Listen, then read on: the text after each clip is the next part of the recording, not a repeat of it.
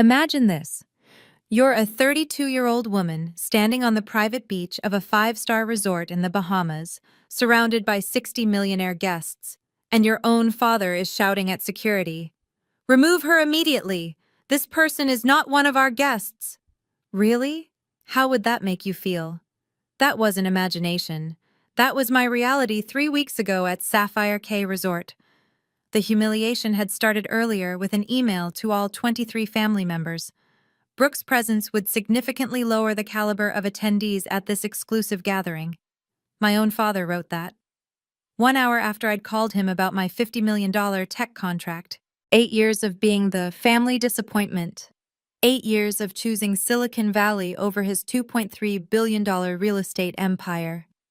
8 years of being erased from family photos, conversations, futures. My name is Brooke, and standing there with security approaching, investors laughing, my mother hiding her face in shame. I knew it was time to reveal what I'd hidden for 18 months. I owned the very ground they stood on. If you're watching this, please subscribe and let me know where you are watching from. The Caldwell name carries weight in East Coast real estate circles.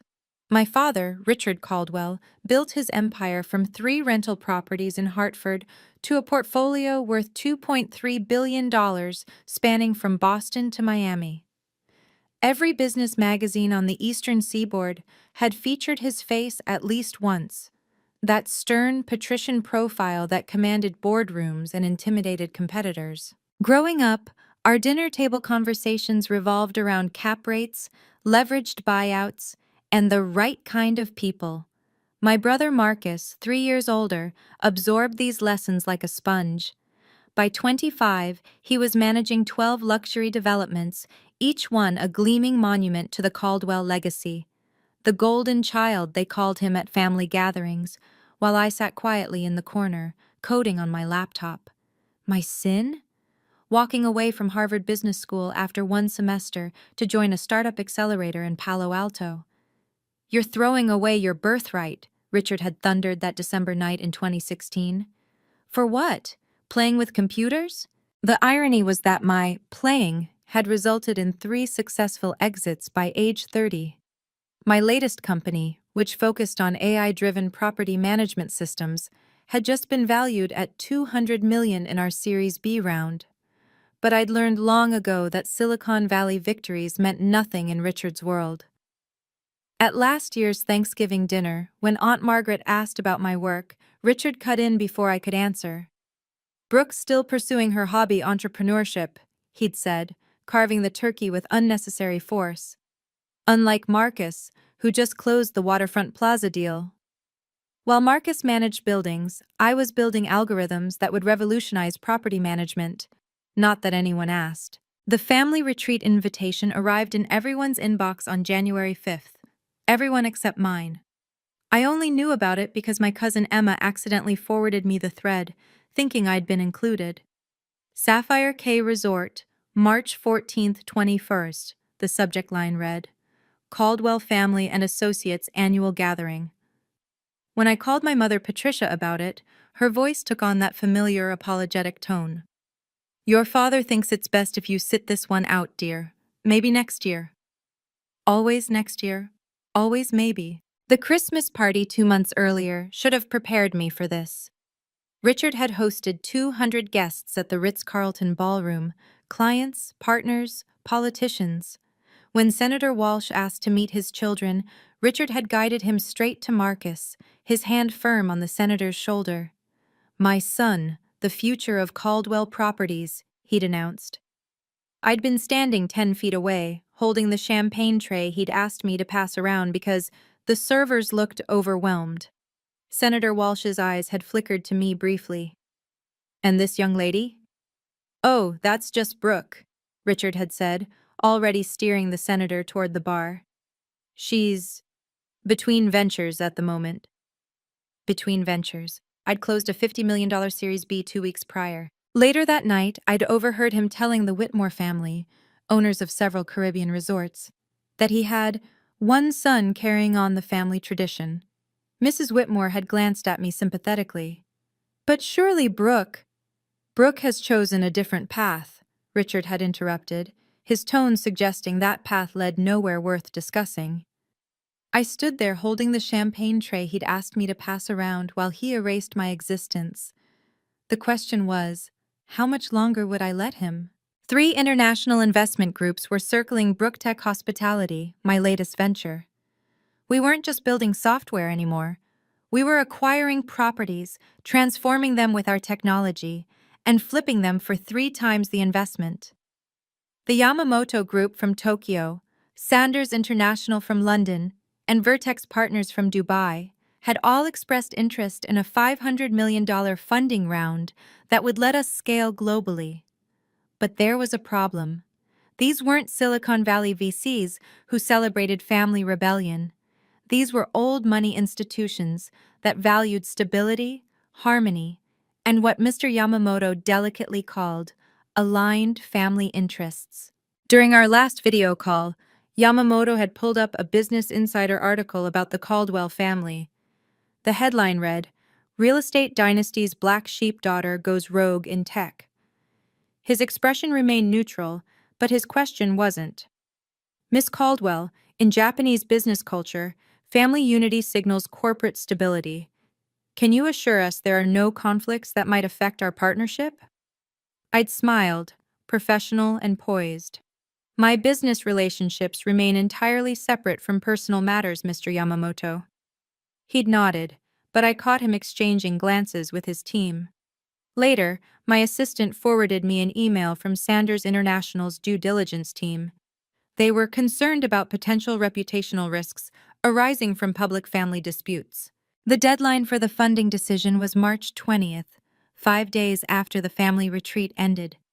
If news of my father publicly excluding me from the family gathering reached these investors, it wouldn't just be embarrassing. It would confirm their worst fears about instability and conflict.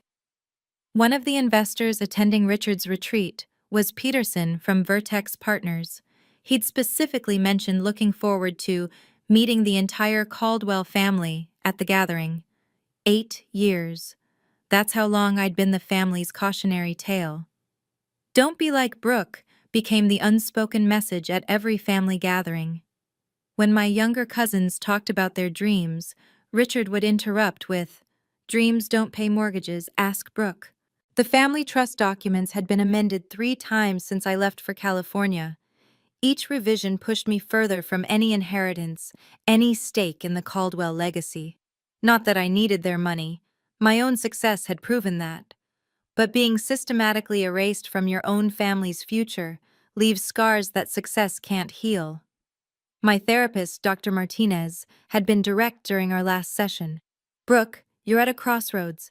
Either you establish boundaries with your family, or you risk a complete breakdown. The constant invalidation is affecting your health, your relationships, even your business decisions." She was right. I'd been sleeping 3 hours a night, triple-checking every decision, over-preparing for every meeting. The imposter syndrome my father had planted was growing like a weed despite my achievements. That morning, my cousin Emma had texted me, "Uncle Richard is telling everyone you're not coming because you can't afford it. Maybe just apologize? For family peace?" Apologize? For what?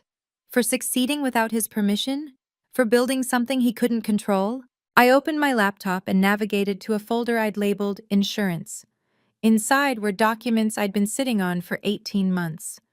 The Sapphire K ownership papers, all 847 pages of them. The acquisition had been the biggest risk of my career, but also the most strategic.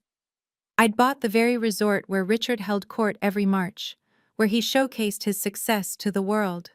This wasn't about revenge. This was about survival. I called Richard at his office on January 8th, 3 days after discovering I'd been excluded from the retreat. His assistant put me through immediately. She always did, probably the only person in his orbit who still treated me with respect. "Brooke." Not hello or how are you, just my name, flat and dismissive.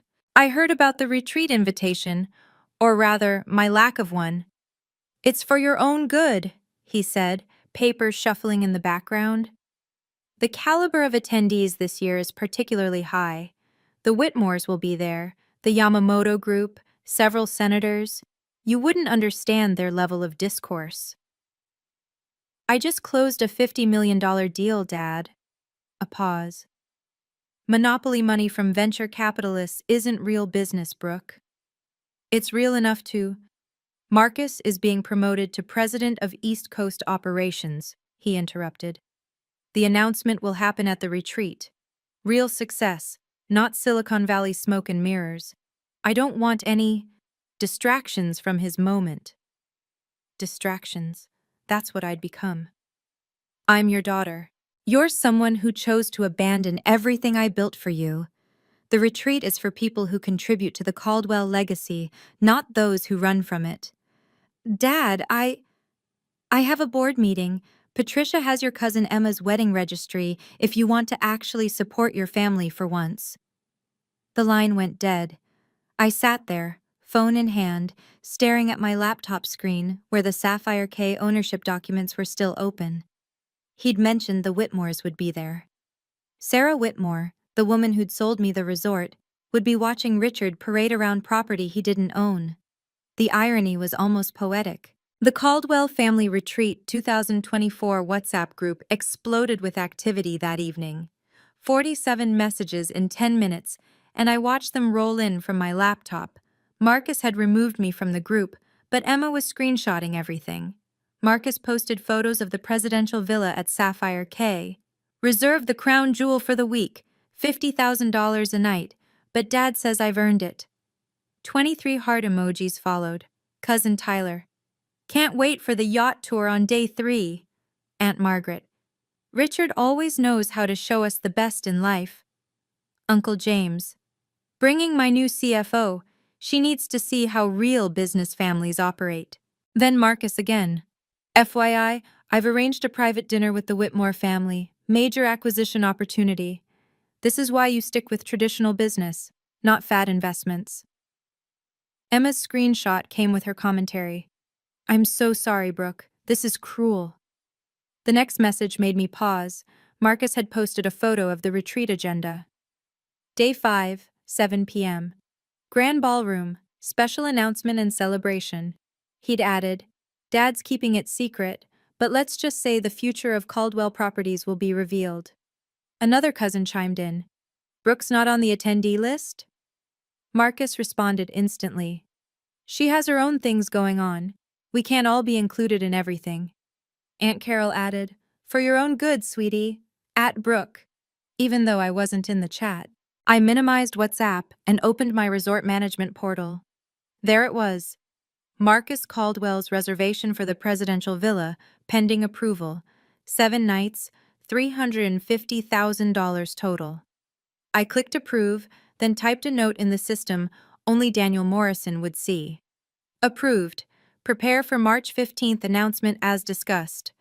I approved their reservation from my owner portal while they celebrated excluding me. Has your family ever excluded you from something important while pretending it was for your own good? If this story resonates with you, please share your experience in the comments below. And don't forget to hit that subscribe button and ring the notification bell, because trust me, you won't want to miss what happens when they all arrive at my resort. The revelation is more satisfying than you can imagine. The universe works in mysterious ways. 3 years ago at a hospitality technology conference in Miami, I'd sat next to an elegant woman in her 60s who looked utterly lost during a presentation about AI-driven booking systems. That woman was Sarah Whitmore. I own 5 Caribbean resorts, she'd whispered to me during the break, and I have no idea what that speaker was talking about. My grandchildren keep saying we need to modernize, but it's like they're speaking Mandarin. I'd spent the next 6 hours with Sarah, translating tech jargon into practical applications. By dinner, I'd mapped out a complete digital transformation strategy for her properties on a napkin. She'd insisted on paying me for consultation. I'd refused. Then let me at least buy you dinner whenever you're in the Caribbean, she'd said. We'd stayed in touch. Email threads with subject lines like, Help, what's a cloud? And, Is blockchain real or a scam? Filled my inbox. I'd guided her through 3 successful tech implementations, always refusing payment. Sarah had increased her resort's efficiency by 40% and their bookings by 60%. Then, in September 2022, she'd called with a different request. Brooke, I'm ready to retire, but I'm terrified of selling to the wrong person. These corporate vultures, including your father, no offense, they'd destroy everything my husband and I built. They'd fire our staff, tear down our sustainable practices, turn our family resort into another soulless luxury chain.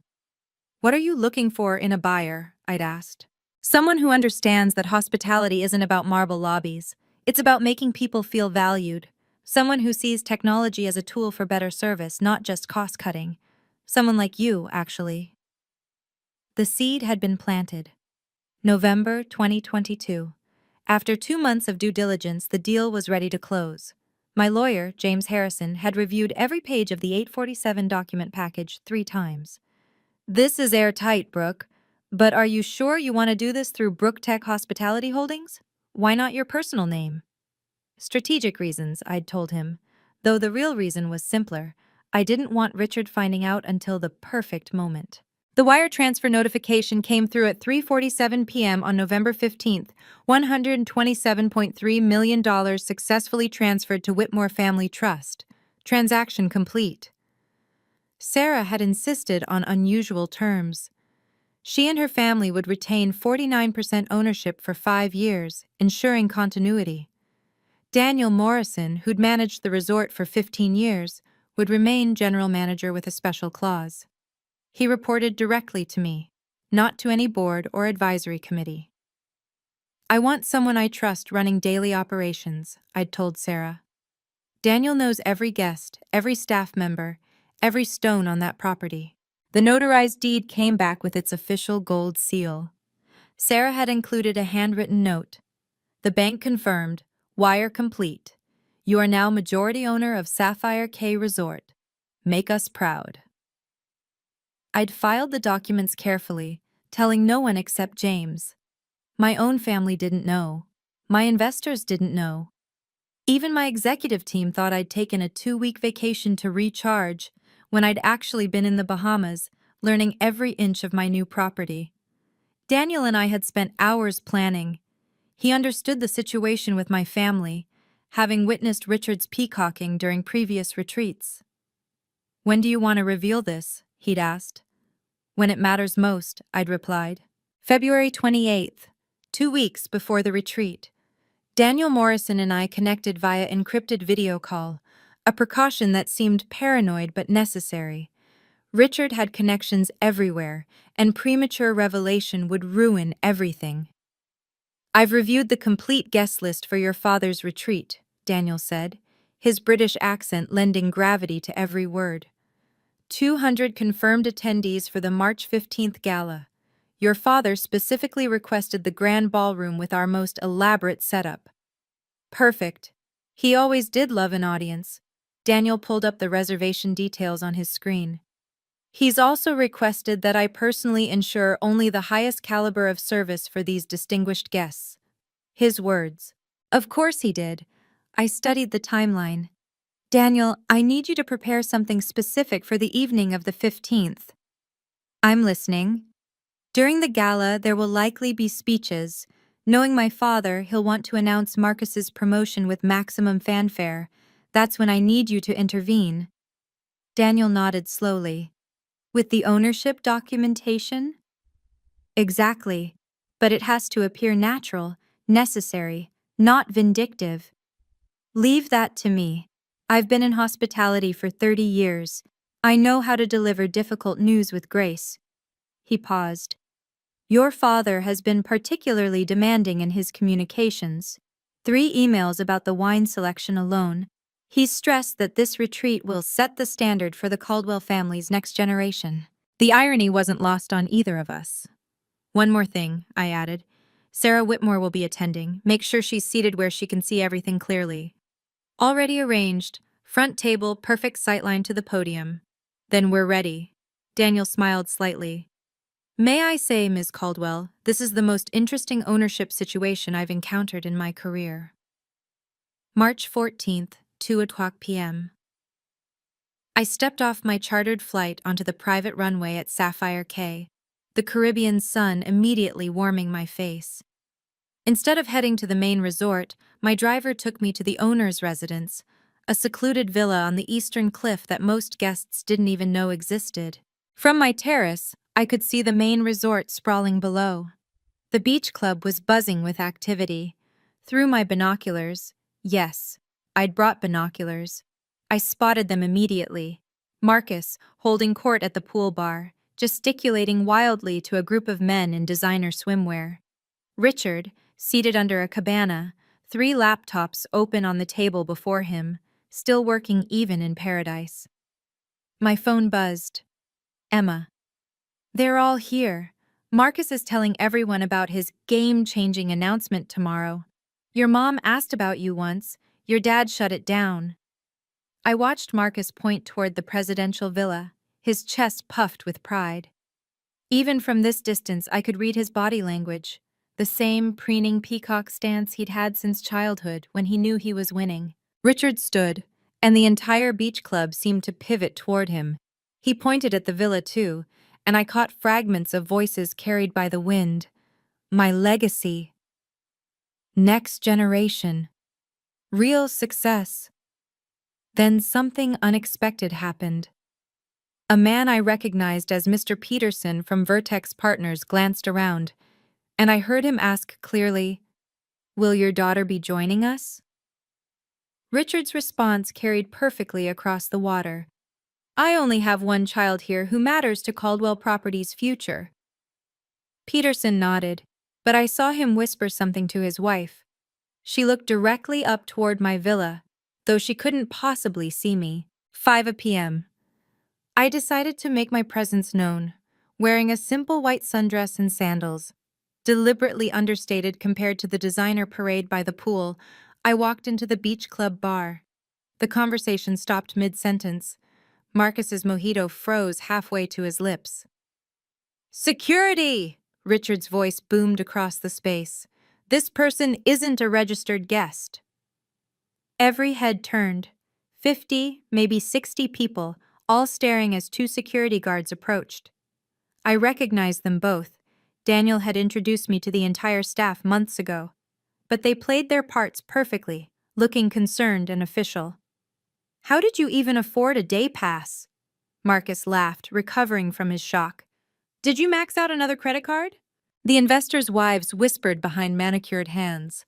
Several phones appeared, probably recording what they assumed would be premium gossip content. "Sir," one guard said to Richard, "should we escort her out?" "Immediately," Richard replied, loud enough for everyone to hear. "This is exactly why we maintain standards at our gatherings. Some people simply don't belong." My mother materialized at my elbow, her fingers digging into my arm as she pulled me toward a corner. "Brooke, don't make a scene. You're embarrassing yourself and the family." "I'm embarrassing the family?" I kept my voice level, aware that dozens of people were straining to hear. "I was invited here, Mother." "By whom?" Richard had followed us, his face red with indignation. "This is my retreat, my guests, my rules." Before I could respond, Daniel Morrison appeared, impeccable in his resort uniform. "Mr. Caldwell," he said smoothly, "I apologize for the confusion. If I could have a word?" Richard waved him off. "Handle this, Morrison. Remove her. Now." Richard wasn't done. He turned to address his audience, his voice carrying the authority of someone used to being obeyed. "I apologize for this interruption, everyone.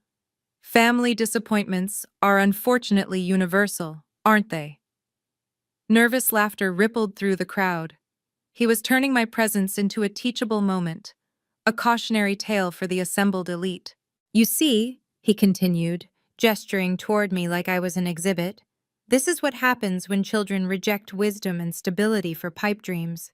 My daughter here abandoned a Harvard MBA, rejected her position in our family empire, all to play startup games in Silicon Valley."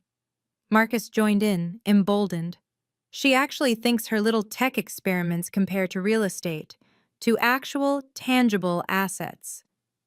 "How much was your last valuation, Brooke?" Richard asked mockingly. 50 million? 100? Funny money from VCs who'll never see returns. He turned to Mr. Peterson.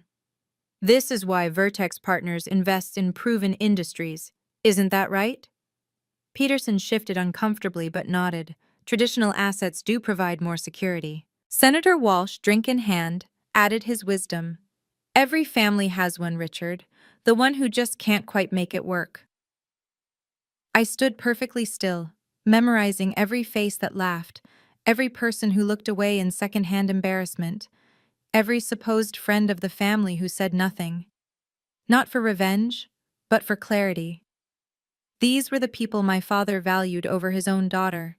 Perhaps, I said quietly, but in the hushed atmosphere my words carried, we should discuss this tomorrow at the gala. I understand you have a special announcement planned? Richard's eyes narrowed. You won't be there.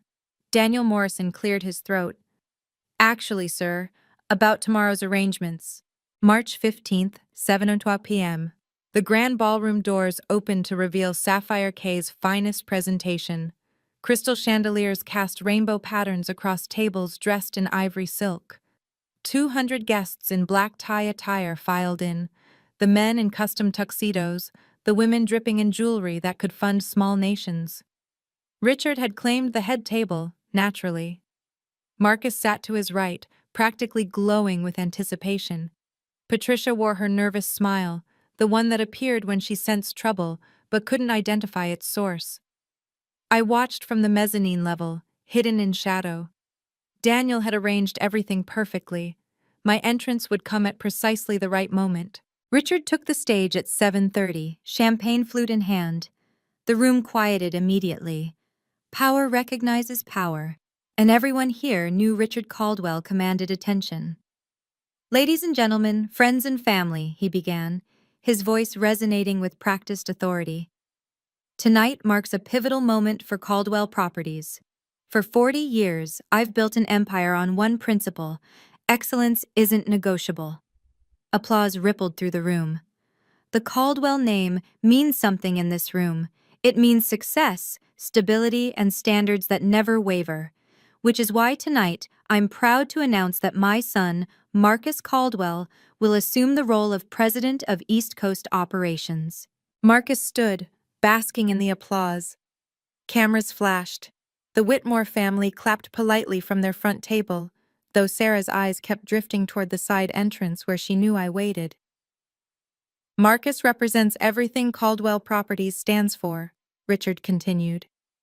Unlike those who chase ephemeral tech fantasies, he understands that real wealth is built on solid ground. Daniel appeared at the edge of the stage, folder in hand. Mr. Caldwell, I apologize for the interruption. Richard's jaw tightened at the interruption. Morrison, this can wait until— I'm afraid it cannot, Mr. Caldwell, Daniel said, his British accent lending authority to his words. He stepped onto the stage, his leather portfolio commanding attention. This concerns the ownership structure of Sapphire K Resort, and by law, I'm required to disclose this to all registered guests. A murmur ran through the crowd. Richard's face shifted from annoyance to concern. What are you talking about? Daniel opened the portfolio, revealing documents with official gold seals visible even from the back tables. There's been a change in ownership that affects tonight's gathering. That's impossible, Marcus interjected, moving toward the microphone. We've been coming here for 7 years. The Whitmores are here tonight, Daniel confirmed, gesturing to Sarah's table. Mrs. Whitmore, would you please stand? Sarah rose gracefully, her silver hair catching the light. The room held its breath. This wasn't part of the program. Richard's carefully orchestrated evening was veering off script. What is this about? Richard demanded, his composure cracking. Daniel withdrew the top document, holding it so the gold seal caught the light. Effective November 15, 2022, Brook Tech Hospitality Holdings acquired 51% ownership of Sapphire K Resort. The name hung in the air. Brook Tech. Even those unfamiliar with my company recognized the connection to my name. The CEO and majority owner, Daniel continued, his voice carrying to every corner of the silent ballroom, is Ms. Brooke Caldwell. The gasp that followed could have been heard in Miami. Every head swiveled, searching. Richard stood frozen, his champagne glass tilted dangerously. Sarah Whitmore's voice cut through the shock. The best decision we ever made. The ballroom doors opened and I walked in. Not from the service entrance, not from the side. Through the main doors, like the owner I was. I'd chosen my outfit carefully.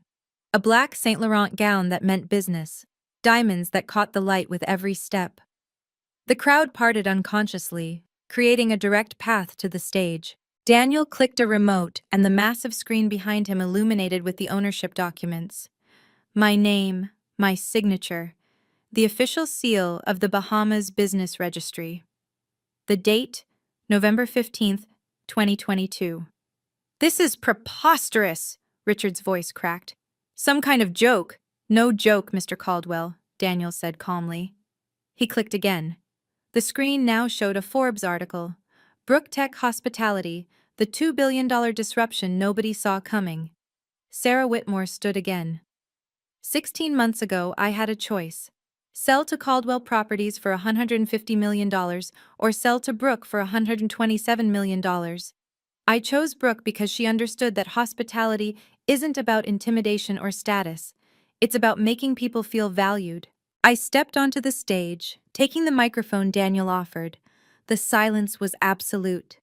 Good evening, everyone, I said, my voice steady despite the adrenaline coursing through me. Welcome to my resort. Marcus stumbled backward, catching himself on a chair. Patricia's hand covered her mouth. The investors I'd worried about were all leaning forward, fascinated. Ms. Caldwell, Daniel announced to the room, would you please join us on stage, in your resort? I was already there, standing where Richard had stood moments before, looking out at the same crowd that had laughed at me yesterday. I want to be clear, I continued. Every dollar of your 7-night stay, all $3.2 million of it, has been covered, by me. Consider it my gift to the Caldwell family, even those who think I lower their caliber. The callback to his email wasn't subtle. It wasn't meant to be. This moment was 8 years in the making, and we're just getting to the best part. If you've ever had your own moment of vindication, when the truth finally came out, I want to hear about it in the comments. Share this video with someone who needs to know their worth isn't determined by others' opinions.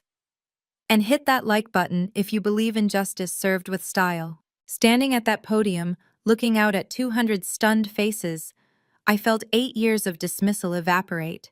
This wasn't about revenge, it was about truth. For those wondering, I continued, adjusting the microphone, Brook Tech Hospitality isn't a pipe dream or monopoly money. We're a technology-forward hospitality company that's revolutionizing how resorts operate. Sapphire K was our first acquisition. It won't be our last. I clicked the remote Daniel had handed me. The screen showed our portfolio, 5 properties under contract, $2 billion in committed funding, partnerships with 3 major hotel chains. The Whitmore family remains our partners, owning 49%, because unlike some people, I let my gaze rest on Richard. I believe in honoring those who built something beautiful. Mr. Peterson from Vertex Partners stood up. Ms. Caldwell, this is extraordinary. We should discuss. After dinner, Mr. Peterson. Tonight is about family. I turned back to the crowd. You see, I learned everything about business from my father. He taught me that perception matters, that stages and audiences amplify messages, that timing is everything. He just never expected me to be such a good student. I gestured to Daniel. Mr. Morrison has been the exceptional general manager here for 15 years. He'll ensure your stay is memorable. As for the presidential villa that my brother Marcus has been enjoying, that reservation was personally approved by me. Another gift. Marcus's face cycled through colors I didn't know humans could achieve. Please, everyone, enjoy your dinner. Celebrate Marcus's promotion. Toast the Caldwell legacy. I stepped back from the microphone. After all, you're all guests in my house now, and I believe in exceptional hospitality. The applause started slowly, then built to thunder. The aftermath was immediate and chaotic. Richard lunged toward the stage, his face purple with rage. "This is fraud! I'll sue!" "On what grounds?" James Harrison, my lawyer, materialized from the crowd. I'd flown him in that morning, knowing this moment would need legal clarity. The purchase was legitimate, filed properly with all authorities. Your daughter owns this resort, Mr. Caldwell, has for 16 months. Daniel pulled up the booking system on the ballroom screen, showing the Caldwell reservation. At the bottom, in the approval field, authorized by B. Caldwell, owner. "You can't do this," Marcus sputtered, approaching the stage. "This is our retreat, our tradition." "Which I've honored," I replied calmly. "You're all here, aren't you? Enjoying the presidential villa I approved? The gala I'm paying for?" The investors had abandoned their tables, surrounding me with business cards and requests. Mr. Yamamoto reached me first. "Sarah Whitmore spoke highly of you." She was right. "That 500 million we discussed? Let's make it happen." "Miss Caldwell!" 3 reporters who'd been covering Marcus's promotion had pivoted entirely. "Is it true Brooktech is acquiring the entire Whitmore portfolio?" Richard tried to push through the crowd. "Don't answer them. This is a family matter." "Family?" I turned to face him directly. "You told Senator Walsh yesterday you only had one child who mattered. You were right. Marcus is your only child now. I'm done being your disappointment." Patricia reached for me, tears streaming. "Brooke, please, we can discuss." "We could have discussed it any time in the last 8 years, Mom. You chose silence." The crowd was documenting everything, phones everywhere.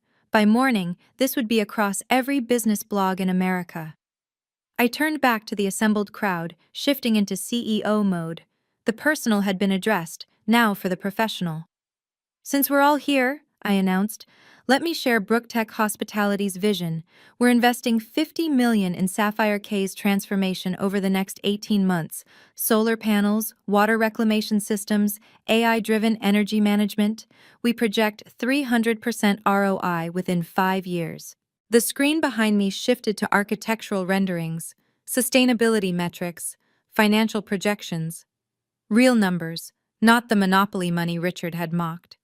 "We're not destroying what the Whitmores built," I continued. "We're enhancing it with technology that reduces costs by 40% while improving guest satisfaction scores." 5 investors immediately requested meetings. Daniel fielded them with practiced efficiency, scheduling appointments for the next morning in the resort's business center, which I had renovated with state-of-the-art video conferencing systems. "Furthermore," I added, watching Richard sink into a chair, "Sapphire K will be the flagship property for Brooktech Hospitality's expansion. We're targeting a $2 billion portfolio by 2030. Mr. Peterson from Vertex approached the stage. "The board will want to discuss this immediately. This changes our entire perspective on your company." "Due diligence documents are available," James Harrison announced. "Ms. Caldwell has been preparing for this expansion for 2 years. Richard stood abruptly, Marcus at his side. Without a word, they headed for the exit. The crowd parted, but not out of respect, out of awkwardness. Everyone had witnessed the empire's emperor revealed as powerless in his daughter's domain. Patricia lingered, torn between following her husband and staying to hear more. She chose Richard, as always, but not before looking back at me with something I'd never seen in her eyes before, respect mixed with regret. Mixed. An hour later, Richard demanded a private meeting. Daniel escorted him, Patricia, and Marcus to the resort library, a room I'd specifically chosen for its recording equipment and witnesses positioned discreetly nearby. "How dare you humiliate me in front of my peers?" Richard seethed, pacing like a caged animal. "I simply revealed the truth," I replied, seated calmly behind the mahogany desk. "You humiliated yourself with your choices. This is theft. You used insider information. I used publicly available information and my own relationship with Sarah Whitmore, a relationship you could have had if you'd treated her with respect instead of trying to lowball her." Marcus slammed his hand on the desk. "I'll sue you for defamation for what? Approving your reservation? Paying for your stay?" I pulled out my phone, showing them the email thread. Or for keeping the email where Dad said I would lower the caliber of attendees, the one he CC'd to 47 people? Patricia finally spoke, tears streaming. Brooke, we're still family. Can't we find a way? We are family, Mom. Which is why I'm not charging you for the $3.2 million retreat. Why I'm not suing for defamation after Dad told 200 people I was a failure. Why I'm simply asking you to leave me alone. You vindictive little... Richard started. Careful, James Harrison interrupted from the doorway. Anything you say is being recorded for potential legal proceedings. Richard's face went white. You're recording this? Standard procedure for all business meetings in this room, I said evenly. You taught me that, Dad. Document everything. The defeat in his eyes was complete. The student had surpassed the master. Within 48 hours, the business world had chosen sides, and they hadn't chosen Richard's. 3 major investors pulled out of Caldwell Properties' latest development project, citing concerns about leadership judgment. The Wall Street Journal ran a piece with the headline, Caldwell Properties faces leadership questions after resort revelation. The article detailed how Richard had publicly disowned his daughter, only to discover she'd outmaneuvered him in the acquisition game. The board called an emergency meeting. Emma, who worked in investor relations, leaked me the details. 8 hours of heated discussion about Richard's failure to recognize and retain talent within his own family. Caldwell Properties stock dropped 8% in 2 days, erasing $184 million in market cap. The board was asking hard questions. If Richard couldn't see the potential in his own daughter, what other opportunities was he missing? Senator Walsh, who'd laughed about every family having one, quietly canceled 3 scheduled golf games with Richard. His assistant called Patricia to explain he was reassessing his associations. Marcus's promotion was put on temporary hold, pending a comprehensive review of succession planning. The board wanted to know why the heir apparent hadn't known about a major acquisition in the hospitality space. Wasn't he supposed to be the expert? The business blogs were brutal. TechCrunch wrote, while Richard Caldwell was building walls, his daughter Brooke was building bridges and buying islands.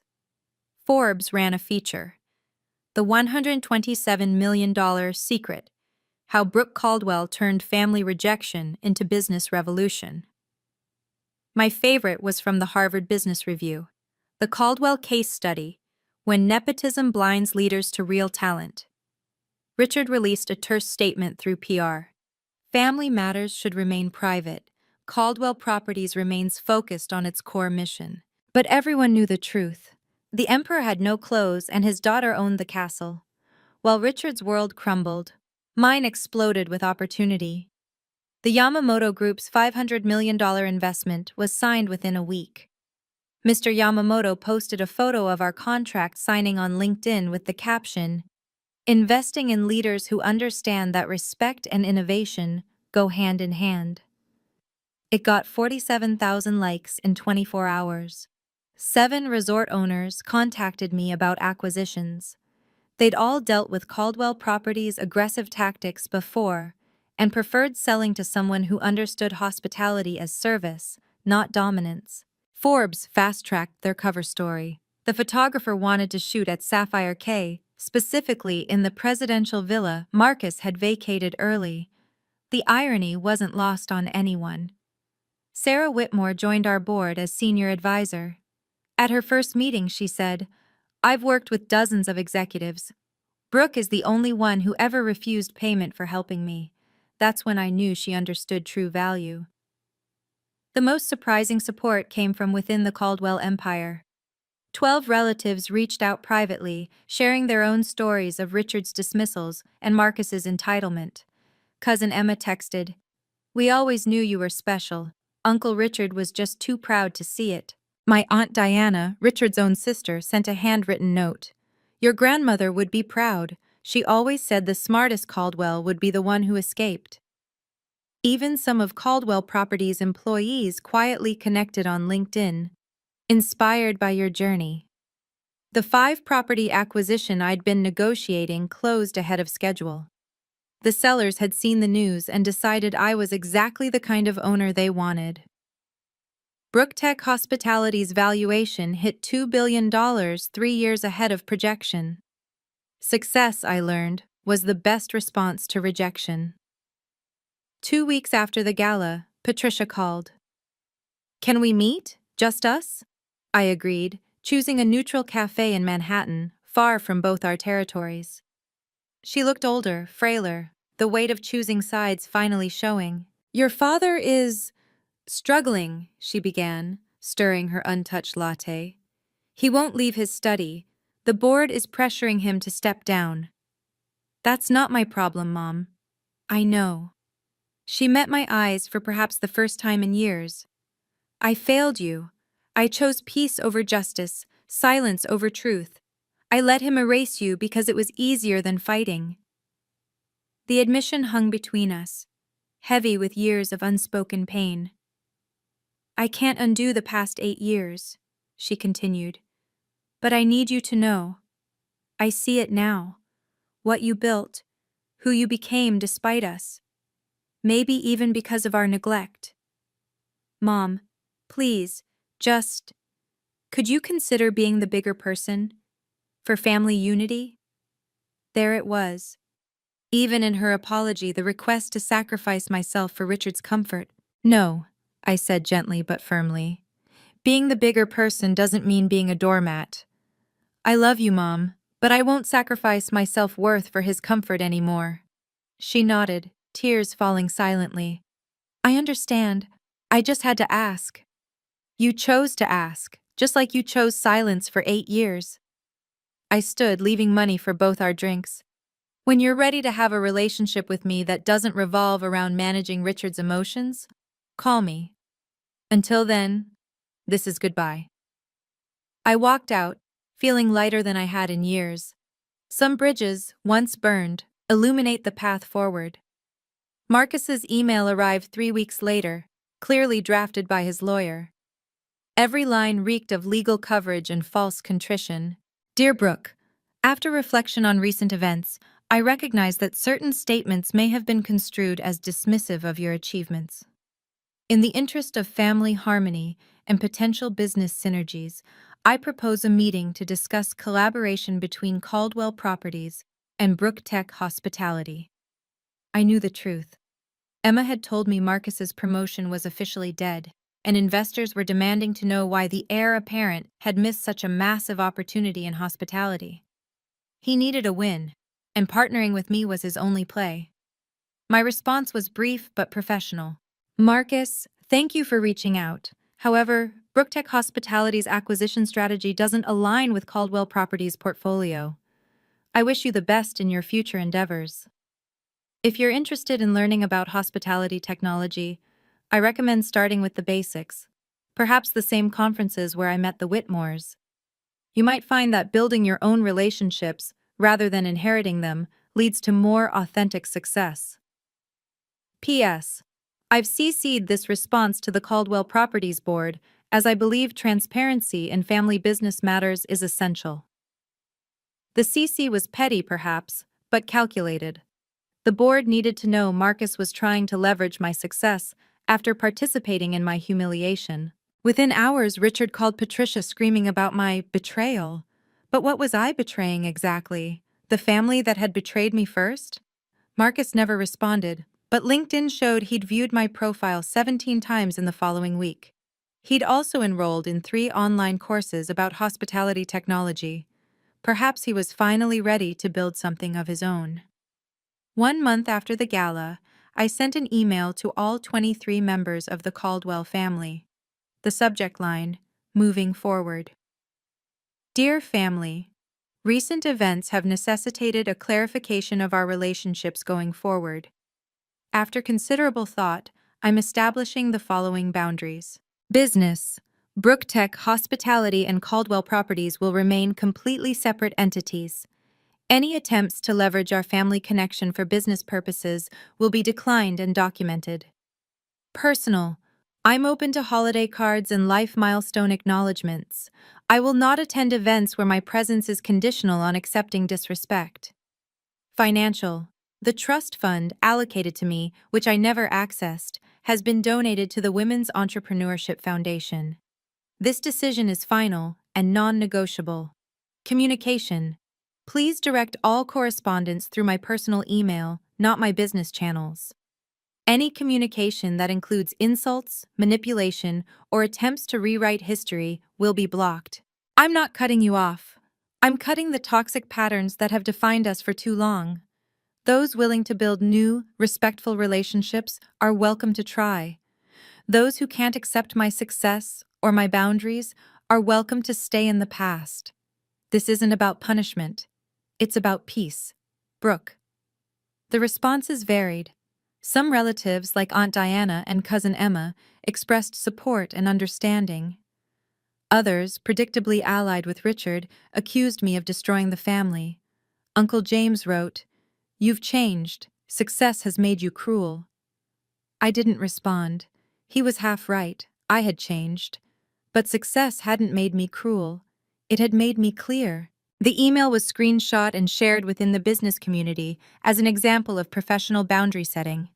A leadership blog called it the most elegant family business divorce letter ever written. The board vote came in April. Richard would step down as CEO of Caldwell Properties by year-end. The decision was mutual, according to the press release. But Emma told me the truth. It was unanimous except for Richard's own vote. Marcus wasn't promoted. Instead, the board initiated a search for an external CEO, someone with fresh perspective and modern vision. The subtext was clear, someone who wouldn't mistake nepotism for merit. Richard tried to control the narrative, giving an interview to the Wall Street Journal where he blamed my ambush for destabilizing the company. But the journalist fact-checked in real time, noting that I'd owned Sapphire K for 16 months before the reveal. The headline read, "Former CEO Caldwell struggles to accept new reality." An industry newsletter was more direct. Brooke Caldwell represents the future. Her father, unfortunately, the past.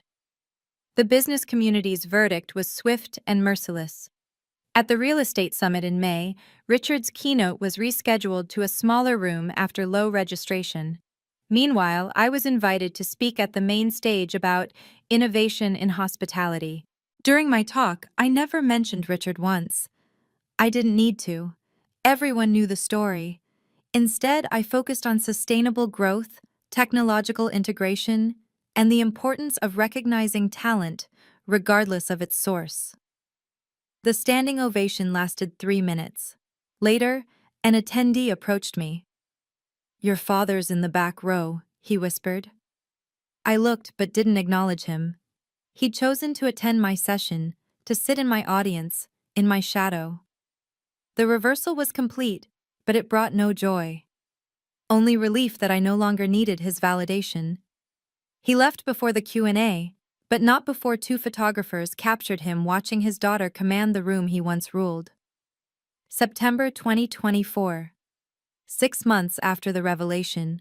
Brooktech Hospitality's valuation hit $2 billion after our 5th acquisition closed. The business press called it the fastest hospitality empire ever built. What they didn't understand was that I'd been building it for years, just quietly, without fanfare or family approval. Sapphire K earned the #1 Caribbean resort rating on 3 major travel platforms. Our sustainable technology reduced operating costs by 43% while improving guest satisfaction to 97%. Sarah Whitmore called it the renaissance the property needed. The numbers told the story: 340% ROI in year 1, 7 acquisition offers on the table, and a waitlist of investors wanting in on our Series C. Richard had retired to the Connecticut estate, officially pursuing philanthropic interests. Unofficially, Patricia told Aunt Diana he spent his days reading articles about my success and muttering about ingratitude. Marcus took a mid-level position at a competing firm, finally forced to build his own reputation. His LinkedIn showed he was excited about new challenges and growth opportunities. Emma said he'd actually become decent at his job once he stopped expecting promotions based on his last name. I'd moved permanently to Miami, closer to our properties and further from memories. My new office overlooked Biscayne Bay, with a view Richard would have killed for. But I'd earned it myself, without taking anything from anyone. Success, I learned, isn't about proving others wrong, I told a reporter from Forbes. It's about proving yourself right. The article included a photo of me at Sapphire Cay, standing where Richard had tried to have me removed. The caption read, "Brooke Caldwell at her flagship property, where family drama became business triumph." The sweet taste of vindication had evolved into something better: peace. October brought an unexpected message from my younger sister Sophie, who'd remained strategically neutral throughout the family war. "Can we talk? I need advice, and you're the only one who actually built something real." We met at a Miami coffee shop. Sophie, 28 and brilliant, had been working at Caldwell Properties since college, trapped in the same golden cage I'd escaped. "I have a startup idea," she said, sliding a business plan across the table. "Sustainable housing for climate refugees, but Dad says it's charity, not business." I reviewed her proposal. It was solid, innovative, needed. Everything Richard would hate. "He's already threatened to cut me off if I leave the company," Sophie continued. "Mom says I should be grateful for the opportunity at Caldwell Properties." "What do you want?" I asked. "To build something that matters, like you did." She paused. "I saw how they treated you. For years I stayed quiet because I was scared. But watching you at that gala, seeing you own your success without apology, I realized I've been choosing their approval over my dreams." I agreed to mentor her, to introduce her to investors who understood that profit and purpose could coexist. Within 3 months, she'd raised $2 million in seed funding. Richard was furious, Patricia disappointed, but Sophie was free.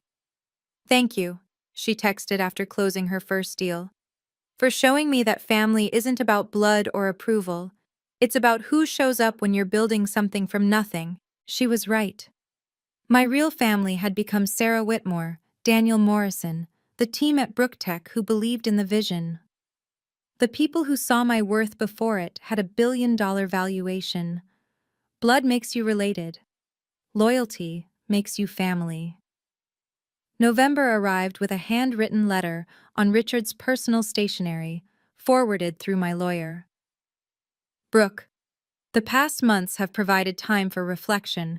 Your success with BrookTech Hospitality demonstrates capabilities I failed to recognize. The Sapphire Cay acquisition was strategically sound, and your execution was flawless. Perhaps my traditional views clouded my judgment.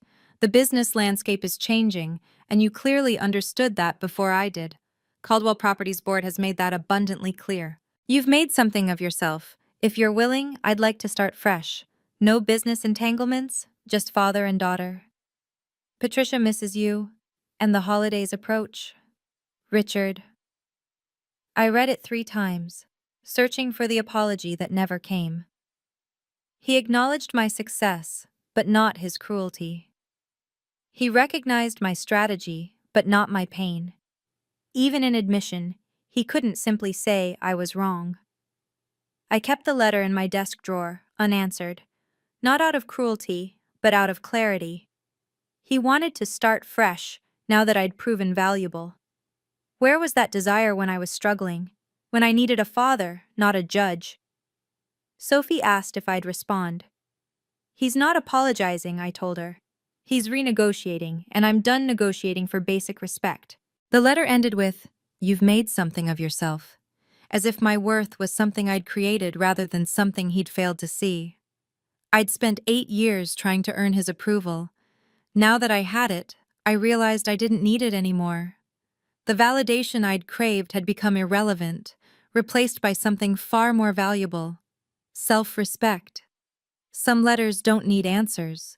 Their silence says everything. Thanksgiving 2024. Instead of the cold Caldwell estate in Connecticut, I hosted dinner at Sapphire Cay. 30 guests gathered on the beachfront terrace, not blood relatives, but the family I'd chosen. Sarah Whitmore sat at my right hand, the place of honor. Daniel Morrison and his family had flown in from London. My core team from BrookTech, The people who'd believed in the vision when it was just PowerPoints and promises. Sophie came too, brave enough to choose growth over approval. Even Mr. Yamamoto attended, flying in from Tokyo. In Japan, he said, we have a saying, the bamboo that bends is stronger than the oak that resists. You bent without breaking, Brooke. That's true strength. As sunset painted the Caribbean gold, Sarah stood to give a toast. Her voice carried across the water. To Brooke, who taught us that family isn't about blood, it's about who shows up, who celebrates your victories without envy, who supports your dreams without conditions, who sees your worth without requiring proof. 30 glasses raised to the sky. Not one of them belonged to my immediate family. Emma had texted earlier. Dinner at the estate is miserable. Dad won't stop talking about betrayal. Marcus is drunk. Mom's crying. Wish I was with you. Next year, I'd replied, you're always welcome. Looking around my table, I saw faces that reflected genuine joy for my success. No one here had ever called me a disappointment, told me I was lowering standards, or tried to erase my existence. This was my family now. Chosen, cherished, celebrated. To new traditions, I toasted. To building tables where everyone has a seat, where success is shared, and where love doesn't come with terms and conditions. Looking back now, I realize the revelation at Sapphire K wasn't about revenge. It was about revelation, showing my truth in the most undeniable way possible. Richard taught me that business was theater, that power was performance, that the right stage amplified your message. He just never imagined I'd use his own lessons to direct a show where he wasn't the star. The irony is perfect. I became everything he claimed to value: successful, strategic, wealthy, powerful, but I did it without his name, his connections, his approval. And that's what he couldn't forgive. Not my success, but my independence. Some people ask if I regret the public nature of the reveal. Couldn't I have told him privately? But privacy was what enabled 8 years of erasure. Privacy was Patricia's let's not make a scene. Privacy was Marcus's smirks behind closed doors. They'd made my dismissal public. At every gathering, every dinner, every opportunity to introduce me as the one who walked away. So yes, the revelation had to be public. Not for humiliation, but for accountability. When you diminish someone publicly, the correction must be equally visible. Your worth isn't determined by those who can't see it. It's defined by what you build when you stop seeking their approval. I built a $2 billion company. More importantly, I built a life where respect isn't negotiable, where boundaries are sacred, and where family is defined by love, not blood. The Caldwell name still opens doors in real estate. But the Brooke name? It opens doors everywhere else. And that's not revenge. That's just reality. Sometimes the best response to being underestimated isn't proving them wrong. It's proving yourself right, so spectacularly that their opinion becomes irrelevant. If this story resonated with you, please share it with someone who needs to hear that their worth isn't defined by others' blindness. Comment below about your moment of vindication when you finally stood up for yourself. Subscribe for more stories about setting boundaries and finding your true value. And remember, sometimes the best family is the one you choose, not the one you're born into. Thank you for watching.